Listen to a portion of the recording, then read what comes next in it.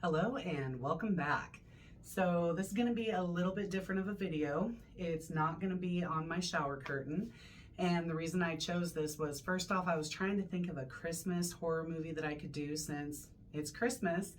And there is one on here that I could have done, but a friend of mine reached out and asked if I would be willing to do a review on the movie. It's 2022, The Mean One. She wanted to hear what I thought about it before she bought it. Now, this woman is going to be giving me a puppy, so I was more than happy to do this for her. I got you, girl. I got you. So, considering she has not seen this movie and she wanted me just to review it so that she could either buy it, rent it, whatever, I'm not going to be doing any spoilers. So that means no pictures, no videos, anything like that. I'm going to give it kind of a quick run through and leave it at that. The movie's on my shower curtain. I have no problem doing spoilers on this because most of them have been around for over 40 years, so you've had plenty of time to see them.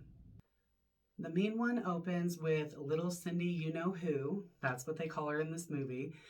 She's coming down the stairs and on Christmas Eve night, and she sees a figure who she thinks is Santa standing next to their tree in the living room. So a crime occurs, not toward little Cindy, but it's bad enough to where it affects her even into her adult life. We then cut to Cindy as an adult, and she's traveling back to her hometown of Whoville. I love the subtle changes that they make in this movie. Anyway, she's traveling back there because it's a coping mechanism for her to go back to the town where this crime happened that traumatized her. That way she can learn to live with it and be able to move on with her life. So when she pulls into town, she finds out that all things Christmas, like Christmas music, Christmas decorations, has been prohibited in this town. So this is all I'm going to say about the plot. Like I said, I don't want to do any kind of spoilers. I hate it when I have spoilers for a movie that I really want to see, so I'm just not going to do that. I will, however, talk about the enjoyment that I had watching this movie. We'll start with The Grinch. I thought they did a fantastic job, makeup, costume, all of it.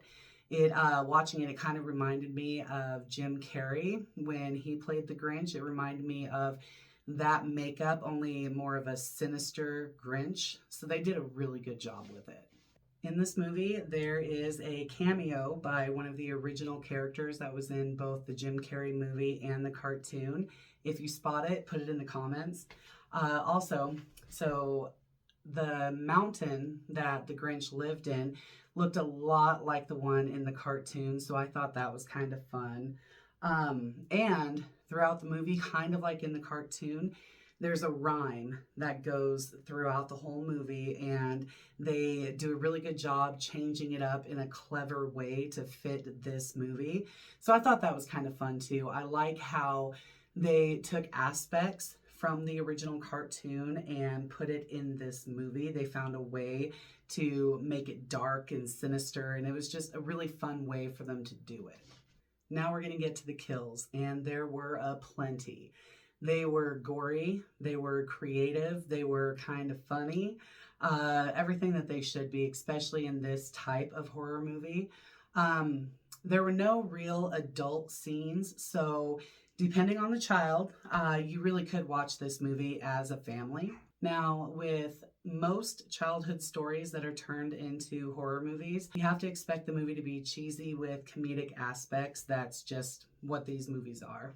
I would definitely watch this movie again, probably every December. I really did enjoy it. So because of my overall enjoyment of this movie, I would give it 3.5 coffins. It was, I feel, very well done. The acting is what you would expect from this type of movie. So it was solid. I enjoyed it. So if you're not a fan of comedic horror with a lot of cheese thrown in, you might want to rent this movie before you buy it. Otherwise, you may not watch it again. However, if you do appreciate this kind of slapstick in your horror movies, you could probably safely buy it knowing that you will watch it again. Once again, thank you all who continue to watch and support this channel. I'm having a lot of fun doing it. So Merry Christmas, and we'll see you next week.